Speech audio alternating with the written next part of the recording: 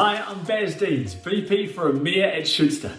To kick off the new year, I wanted to share some relevant insights about creating L&D content that we've learned from our clients globally, that we know will help and inspire many of you to be more efficient, effective, and of course engaging with all of your 2021 content and communication strategies. What successful L&D content looked like during a pandemic.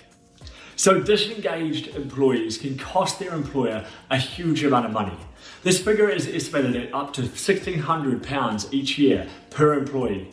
But if you spend just 10% more on engaging employees, you can increase productivity and profit by over £1,600 per year for each employee.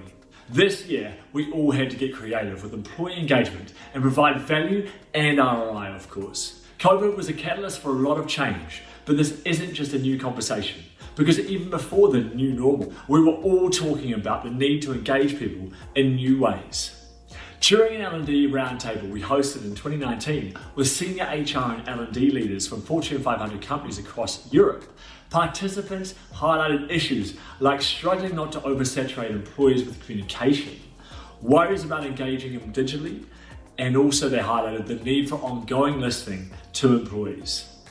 On that topic, here is a little snippet from a chat we had with the one and only Camille Burrows from Discovery Inc. It's more about the people, strategies, plans, they come, they go, some that look like they're going to succeed don't. And it's not about that. It's about the values we have, the kind of leaders we have, the kind of people that we have in our business that do the right thing, behave in the right way, have the passion, have the drive. So it's very much, that's what drives us as a business. And so that's what goes into our communication thing. I think the second thing I would say is listening to your people you can do in a very powerful way with video as well, and to be seen to be listening. Camille brings us nicely around to our first learning you may have already guessed by now, is really listening to your audience. And what Camille was talking about there is so key to communicating.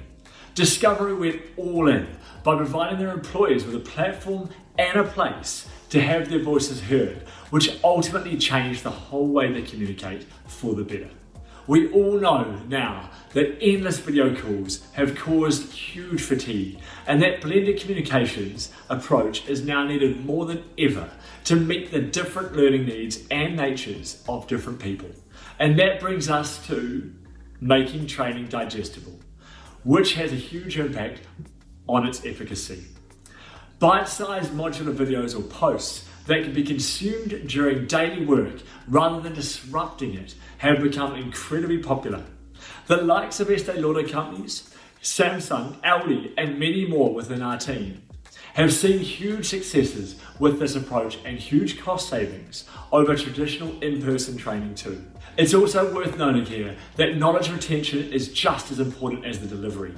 95% of information is retained when shared in video, compared with just 10% when delivered in text format.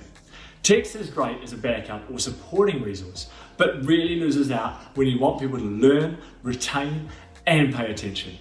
So our third and final insight is one you're gonna love. In many organizations, teams work in silos, but video content can allow teams to share knowledge more effectively and to be reused, repurposed, and even created for multiple audiences. Take this example from our client, MAC Cosmetics. They produce videos to teach and inspire their in-store teams on different looks. These were then also shared with their marketing team, who use it across their social channels too. Video created by the L&D teams has been a huge driver for positive adoption of new technologies across MAC and the rest of Estee Lauder's companies.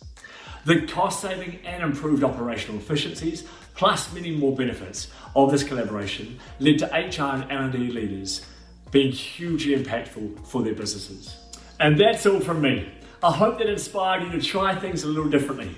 I would love to hear from you around what's working and of course what's not working in your organization that you want to fix. To continue the conversation, please do connect with me, Bazz Deans, on LinkedIn. Until then, bye for now.